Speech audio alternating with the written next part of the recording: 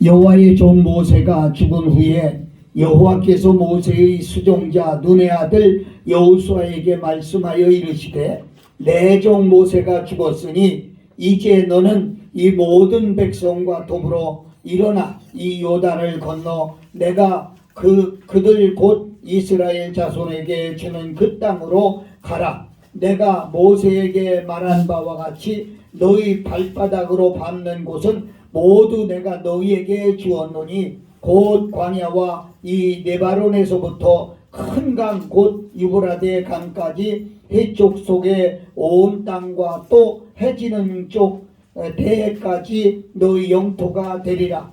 네 평생에 너를 능히 대적할 자가 없으리니 내가 모세와 함께 있었던 것 같이 너와 함께 있을 것임이니라.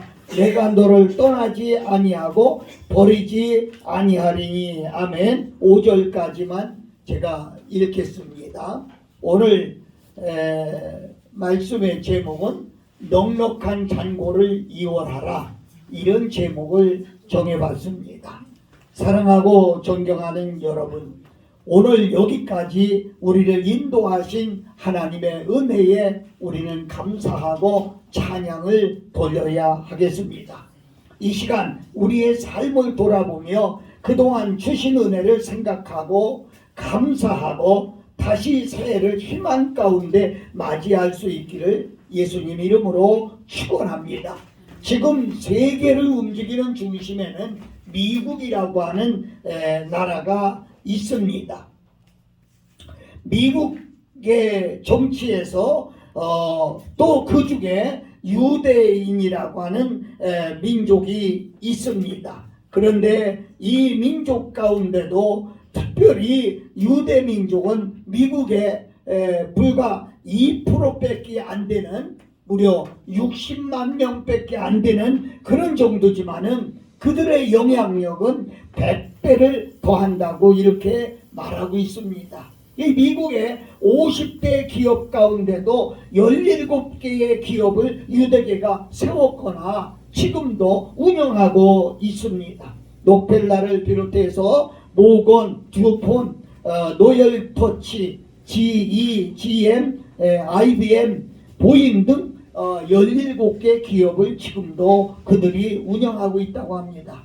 유대인들은 어떻게 이렇게 부자가 됐을까요? 아주 재밌는 얘기가 있습니다.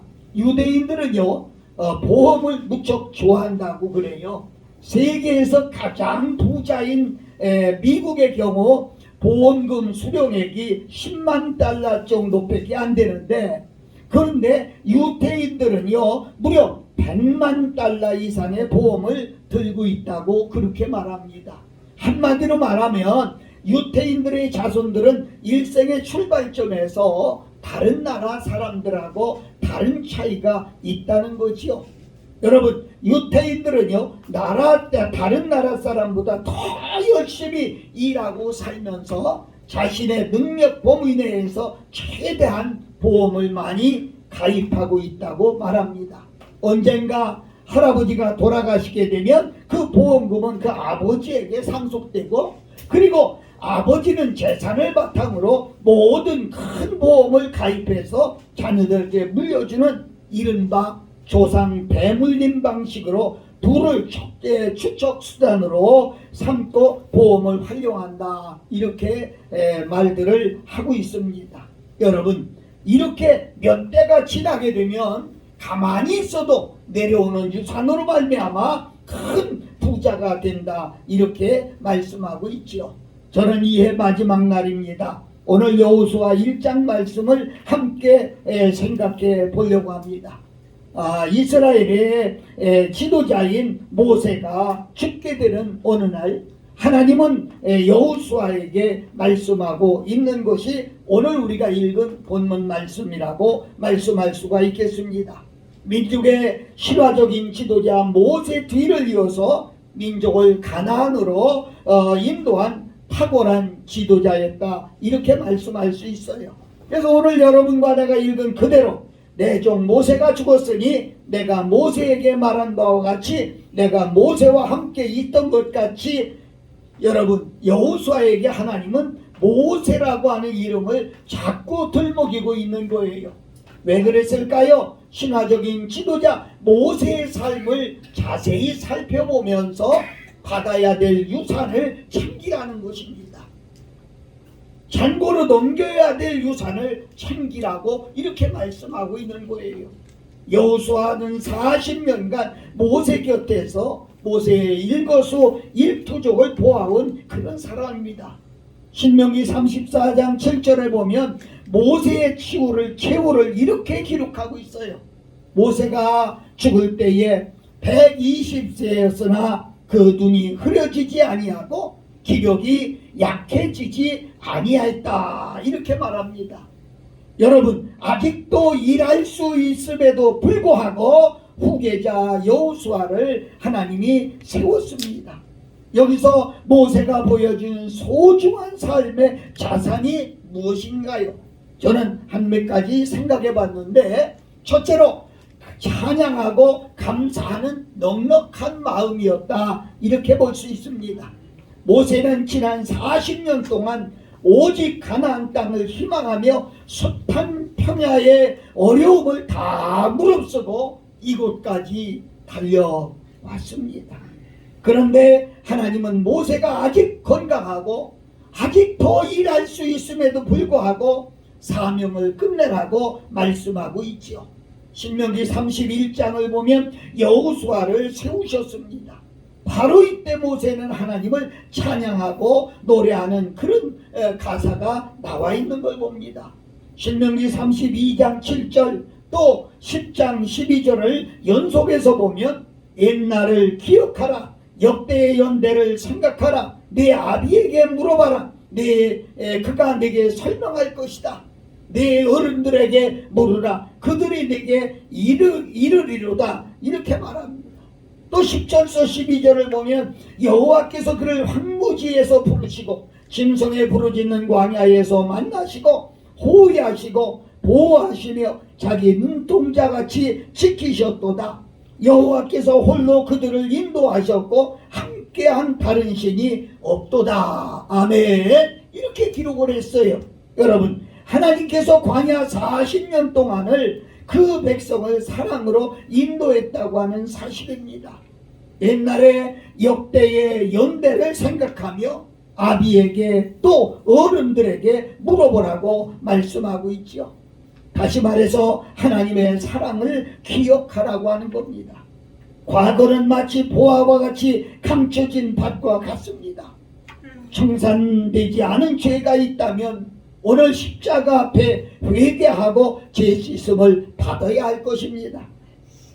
사랑받은 사람에 대하여 감사가 없었다면 우리는 감사가 이 시간 이루어져야 될 것이며, 과거의 자산이 될 만한 것을 찾아내서 과거 속에서 하나님 앞에 사랑을 감사하고, 그리고 감사치 못한 분들에게 감사할 수 있는 그런 믿음이 서 있으시기를 예수님 이름으로 축복합니다.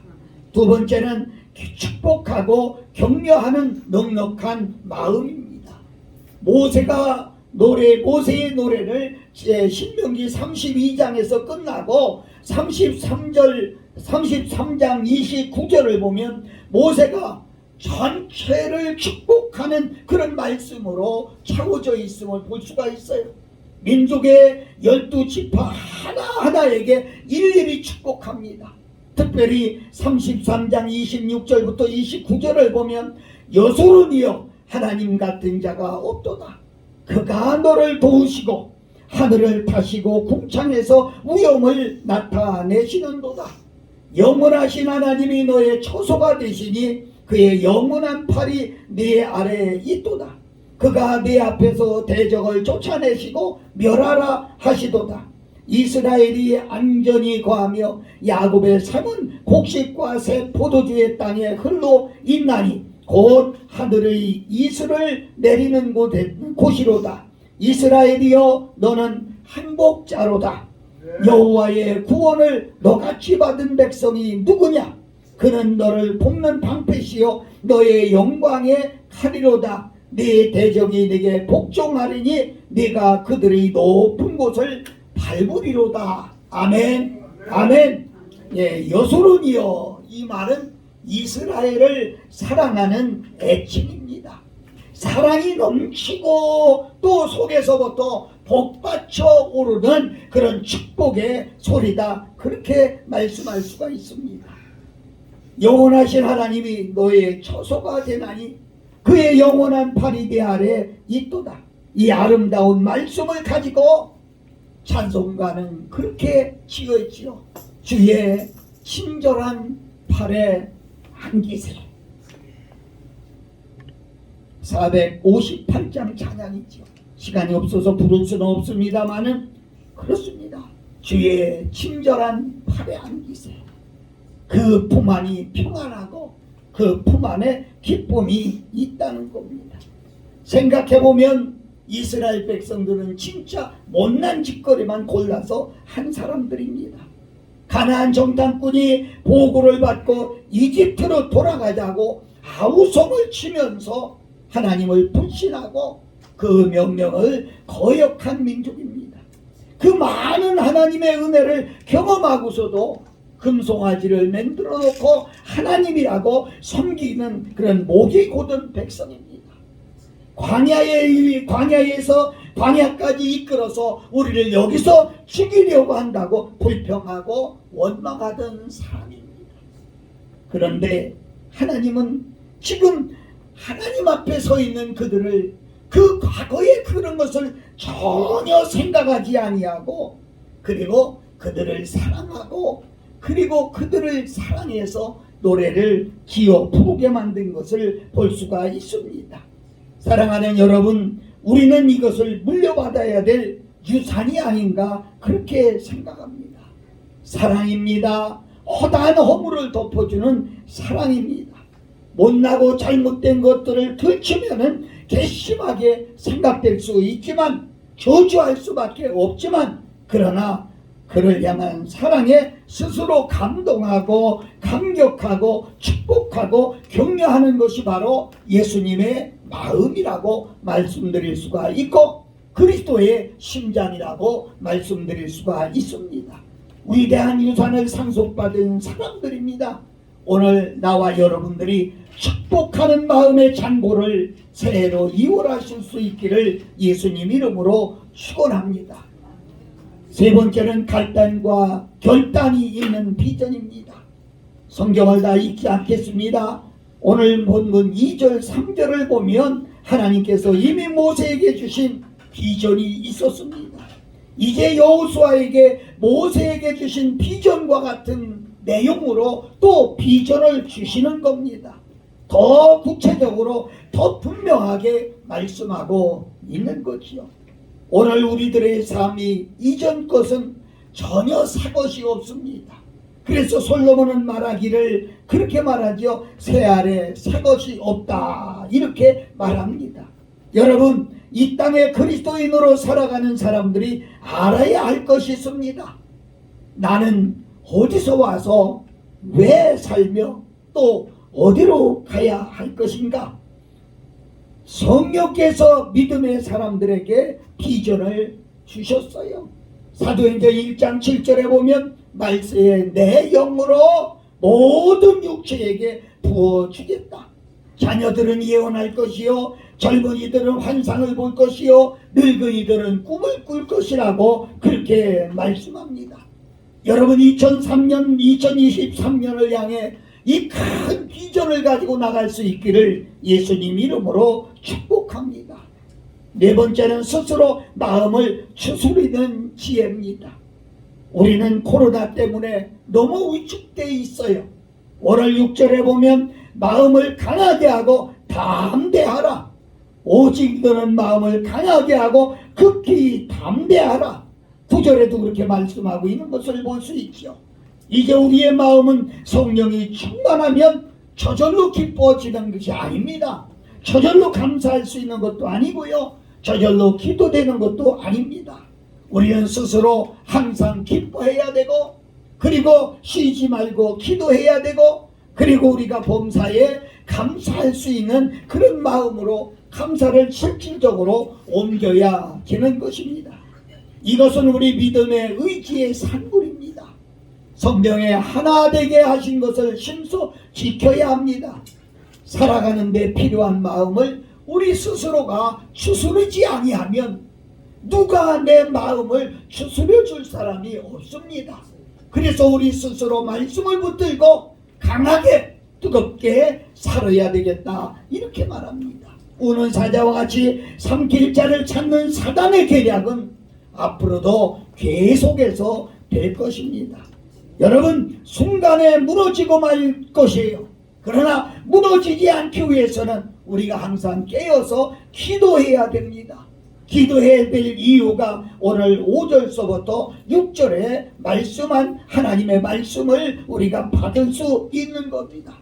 열왕기상 2장 1절서부터 3절에 보면 솔로몬이 자기 아들 솔로몬이 왕위를 물려받을 때 아버지 다윗이 솔로몬에게 하신 말씀이 있습니다. 너는 힘써 대장부가 되라, 이랬습니다. 강하게 하고 뜨겁게 하고 구의 의지가 굳어야 된다, 이렇게 말씀하고 있지요. 복음 성가 중에 그런 성가가 있습니다. 하나님 한 번도 나를 실망시킨 적 없으시고 언제나 공평과 은혜로 나를 지키셨네. 지나온 모든 세월을 돌아보아도 그 어느 것 하나 주님의 손길이 전혀 미치지 않은 곳이 없네.